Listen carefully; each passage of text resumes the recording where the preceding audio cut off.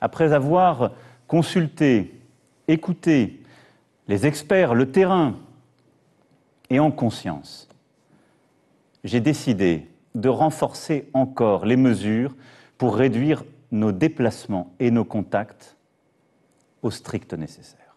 Vous vous en souvenez? Bien sûr que vous vous en souvenez. Il y a tout juste un an, les Français devaient faire face à leur premier confinement. 365 jours durant lesquels nous avons dû apprendre à vivre autrement, apprendre à vivre quand même, apprendre à vivre avec. Une année durant laquelle de nouvelles expressions se sont invitées dans notre quotidien, de gré ou de force. Une année durant laquelle les décisions les plus exceptionnelles sont devenues habituelles. C'est parfois terrible de voir que l'on s'adapte à tout, non? Une année qui aura jeté un flou sur notre vision du monde. Une année en forme de long, très long tunnel. Une année où la France s'est perdue dans le brouillard. Bon, c'est vrai, je vous l'accorde. Présentée comme ça, la situation n'est pas très engageante.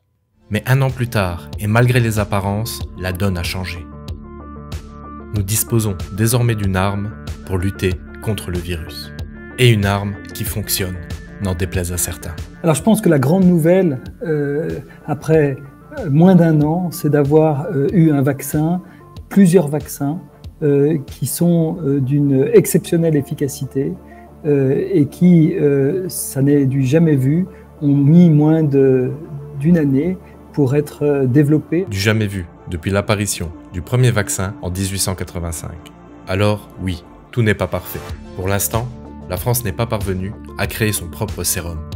Et les précieuses doses se retrouvent au centre d'une guerre géopolitique d'un nouveau genre où tous les coups sont permis. Dans le cadre d'une approche globale, de la santé globale au niveau mondial, on retrouve des affaires géopolitiques avec des concurrences, avec des affrontements de nations. Et le vaccin, à cet égard, est devenu une arme diplomatique, une arme géopolitique. Mais quand bien même, voilà une prouesse scientifique qui restera à coup sûr dans l'histoire de la médecine moderne. Une prouesse porteuse d'espoir. On ne peut pas nécessairement tout miser dessus, mais on voit bien avec d'autres maladies, je pense au sida en particulier, on n'a toujours pas, après des décennies de recherche, on n'a toujours pas malheureusement de vaccin disponible. En Israël, par exemple, où la campagne de vaccination a été menée tambour battant, la vie reprend peu à peu son cours normal. Mieux, une baisse de 60% des hospitalisations parmi les personnes vaccinées âgées de plus de 60 ans a été observée dans le pays. Bien sûr, rien n'est gagné pour autant. L'apparition de nouveaux variants continue d'inquiéter la communauté scientifique. Mais si la prudence reste de mise, elle n'empêche en rien l'optimisme. Sans compter qu'un an plus tard, nous connaissons mieux cet ennemi invisible qui nous cause tant de soucis. Et mieux le connaître, c'est mieux le combattre.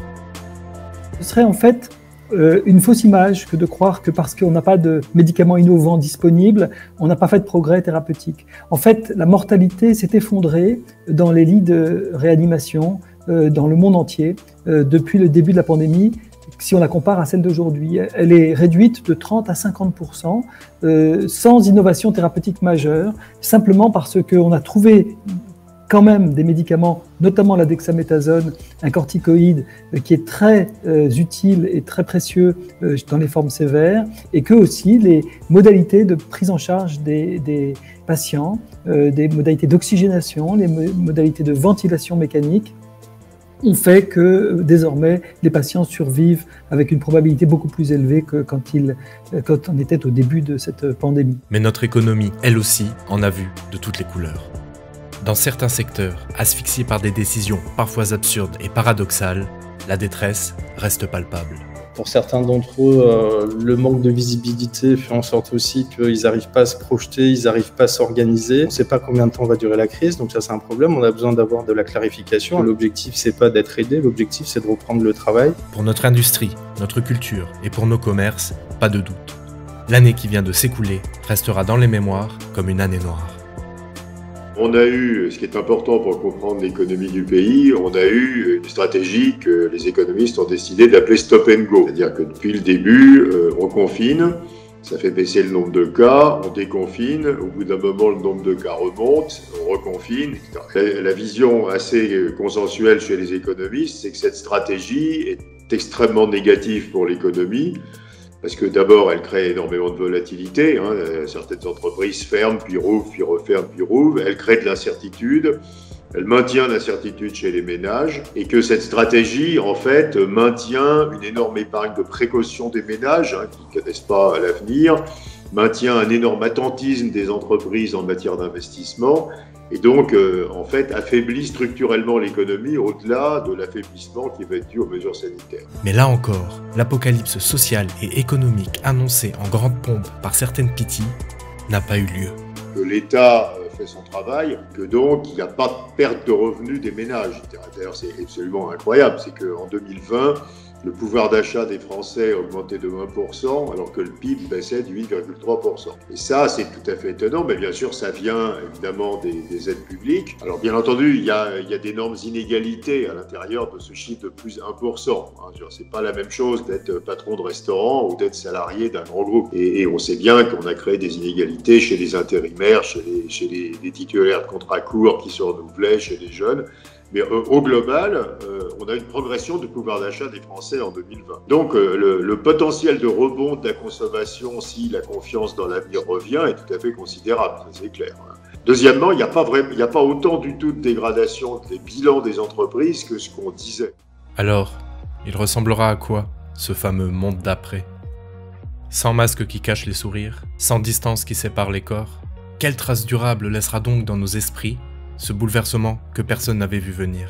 Si on s'intéresse aux différents comportements qu'on a pu observer à la sortie du premier confinement, si on se projette à une sortie de crise et à ces années folles, on peut dire qu'effectivement, on va avoir une partie des individus qui vont percevoir le retour à la normale comme un droit, comme un loisir, où effectivement, ils vont de moins en moins supporter la règle, ils vont avoir envie de vivre encore plus qu'ils ne vivaient avant. Ça, c'est pour une partie des individus. Pour une autre, on va plus être dans un excès de soi, on va vouloir reprendre à tout prix la vie d'avant, malgré les bonnes résolutions, malgré les prises de conscience et malgré les nouvelles routines qu'on a mis en place pendant cette période si particulière.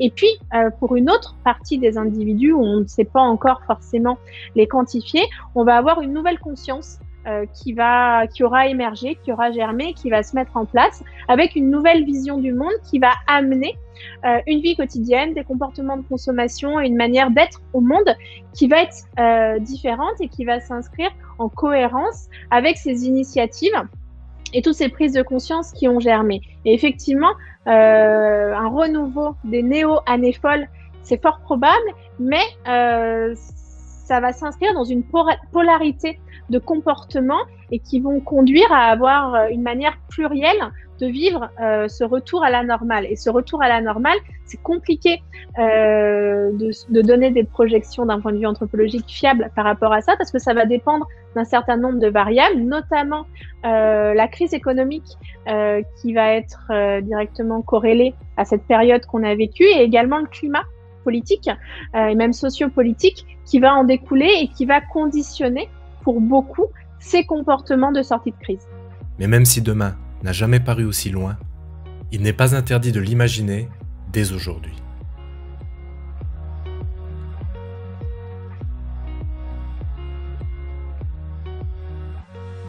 Should've known better than to trust in love.